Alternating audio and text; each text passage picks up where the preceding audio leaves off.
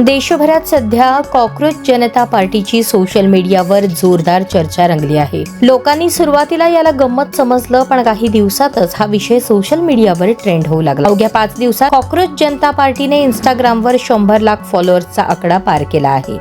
Cockroach जनता पार्टीने फॉलोअर्सच्या संख्येत भाजपलाही मागे टाकलं, तर काही तासात काँग्रेसच्या फॉलोअर्सलाही कॉक्रोच जनता पार्टीने मागे टाकणार असल्याचं दिसून येत आहे. काही बेरोजगार तरुण झुरळांप्रमाणे व्यवस्थेवर हल्ला करतात. काही बेरोजगार लोक झुरळांप्रमाणे कायदा, प्रसार माध्यमे आणि RTI चळवळीसारख्या प्रणालींमध्ये घुसखोरी करतात, असं सरन्यायाधीश सूर्यकांत म्हणाले. यानंतर ही टिप्पणी सामान्य बेरोजगार तरुणांना उद्देशून नव्हती, तर बनावट पदव्या असलेल्यांना उद्देशून होती, असं स्पष्टीकरण सूर्यकांत यांनी दिलं.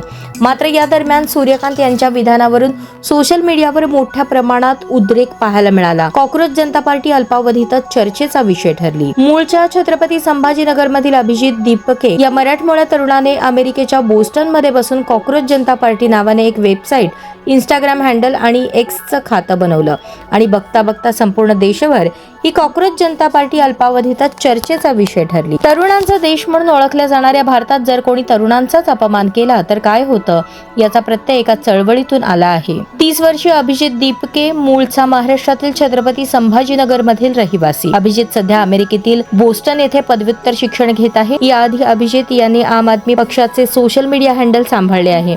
आता अभिजित दीपके कॉक्रोच जनता पार्टीचे संस्थापक आणि समन्वयक आहेत. सरन्यायाधीश हे फक्त निमित्त होते. अनेक वर्षे साचलेला राग कुठून तरी बाहेर येणारच होता. नव्या पिढीला हिंदू, मुस्लिम, जातपात हे सगळे भेद नको आहेत. आम्हाला चांगलं शिक्षण, रोजगार आणि नवनवीन तंत्रज्ञान हवं आहे, असं अभिजित दीपके म्हणाले.